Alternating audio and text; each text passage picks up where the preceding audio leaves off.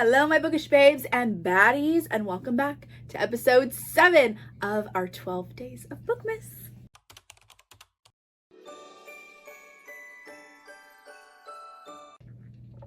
You guys, if today's episode gets posted on time, because I did not give myself nearly enough time to film, edit, and get this all posted before I need to leave the house today.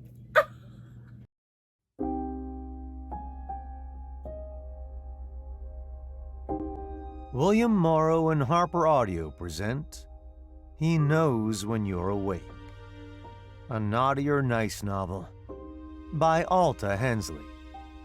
Before we begin, we want you to know that this book contains some dark elements, including stalking, Forced ice skating dominance, and submission.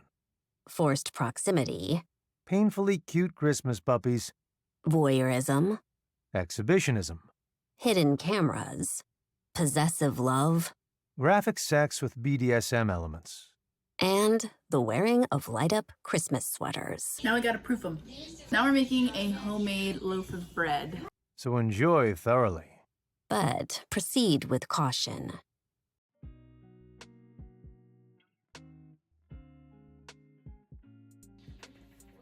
Ooh. She's gonna be fluffy and crispy. I can feel it. She's gonna go in a loaf and rise for a little bit. Our loaf has risen quite a bit, and I just topped her with a little bit of cheese, rosemary, and oregano. And she's gonna go in the oven at 400 degrees for 18 minutes, give or take. Hey babe, Yeah. do you think trad wives drink Red Bull? No, they get their energy from the essence of design. What if it's Red Bull Zero? Well, that's totally different. Totally Hashtag different. not sponsored. Ooh, look at her. Fresh out of the oven. She smells so good. Ooh. I can feel the crunch. Do you see that? If it's a store-bought loaf, I throw the ends away. I don't like the butt pieces. But homemade bread, I feel like these end pieces are the best slice.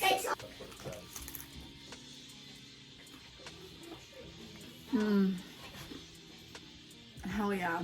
Let's get this loaf out of the way to make room for our cinnamon rolls. We're about to pop in the oven at 350 for 22 minutes.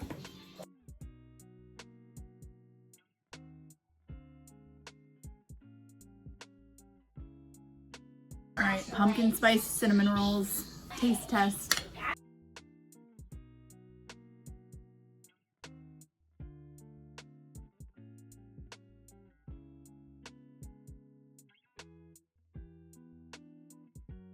So before we get into my thoughts and feelings about He Knows When You're Awake, if you saw the last episode and my less than stellar review of book 1, He Knows When You're Awake, first of all, I just want to say this was better. I'm still going to stand firm on, if you are going to experience this book, skip the audio on this one if you're an audio girly like me, and just physically read it. I think that you'll be able to immerse yourself a little bit better. And I think what it really was is it would have been a little bit better if it had been performed in duet, but it wasn't. It was dual, which, if you're unfamiliar with the difference, duet narration, you have a male and a female narrator, and the male narrator does all the male characters' lines, and the female character does all the female characters' lines, and they go back and forth, and it feels a little bit more conversational. Dual is when you have certain chapters that are from the male POV and certain chapters that are from the female POV, and they do all of the chapters that are in their character's POV, but they still do the female voices and the male voices for that character, and they're in their own chapters. I like both. I enjoy both styles. But if you get narrators who haven't really honed their skill on doing voices for the opposite gender, it can really take you out of the story. The female narrator, I felt like she had, you know, a decent voice as this female character, but every time she did Cole's lines, I was just like, and it ruins the spicy scenes too, because I think that's also what lends to it sounding more like cheesy porn, because it's just not believable and it makes it more cringe. What I will say though is the story itself, and dare I even say the writing, felt more fluid in this one. I believed the situations a little bit better, and even the spicy scenes, while still at times cringy to listen to, I still felt myself being able to appreciate them more and enjoy them more for what they were. So in quick summary, our female lead Sloane is a jewelry designer for a more traditionally styled, well-known jewelry brand. And she has dreams of making her own custom line one day because her tastes are a little bit more edgy, a little bit more, think like expensive BDSM accessories. And her current gig just isn't letting her be creative because they don't want to take risks on things they don't know will sell, that are a little bit more outside of the traditional norms of fine jewelry. So she quits her job with not a lot to fall back on, just thinking, if I don't do this now, I don't know if I ever will. So she's taking this leap of faith, this risk, so to speak. And that's where our billionaire stalker Cole comes into play. She's sitting here like a month before Christmas thinking, I don't know how I'm gonna get my dream off the ground. I don't know how I'm gonna pay my rent next month, but here we are. Bank after bank have like denied her loans because she's too much of a risk and she doesn't have any collateral. So Cole comes in with a very official email to fly her private jet to a fancy ass Swiss resort to have a meeting with him and pitch her company, her brand idea. So, of course, she says, could I potentially be walking into a risky situation where I get turned into a skin suit by a creepy old billionaire? Sure, maybe, but that's a risk I'm willing to take. She goes there and he has spared no expense in trying to like woo and hook and tantalize her into this business arrangement with him. Does he have ulterior motives? Of course. Of course. He is obsessed with her and obsessed with her vision, her creativity. And he also kind of has like some secret underlining motivations for wanting to hire her on to design this jewelry collection to him with a very strict deadline of before Christmas. He says, if you say yes to this agreement, we have a very tight deadline, which means you'll have to live in my New York penthouse while you work all day, every day to make this happen. And she says, a stranger move into your penthouse, live with you until Christmas? Okay.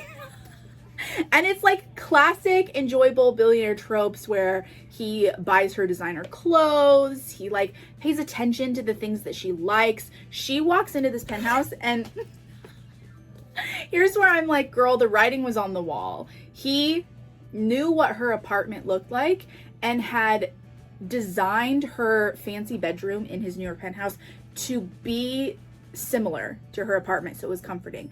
Like where picture frames were, where her furniture was situated, even down to like the style of her duvet covers. He was just like on it. And he was so unapologetic. She's like, are you stalking me? He's like, would you care? He's got hidden cameras everywhere and she knows about him because he tells her. And she says, my only rule is you can't have any cameras in my bedroom. And he says, done deal. So he's watching her all the time, okay? He knows when she's awake. So after some time working together in forced proximity, fancy dinners, designer clothes, jewelry, pampering, things cross professional boundaries pretty quick, and I'm not mad about it, okay? Because their tastes are very similar. He does not shy away from his attraction to the suggestive dominance and submission behind her jewelry designs, and he finds every opportunity to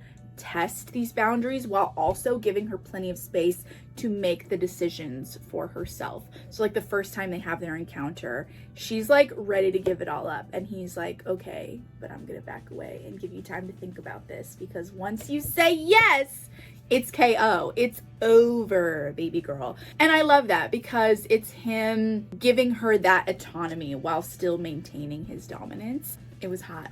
It was attractive. I was into it. I was into Cole. I'll spare you some of the other more mysterious and swoony and spicy details because I do think that this one is worth you maybe snagging and reading yourself. It can totally be read as a standalone. And it was fun and pretty quick to get through.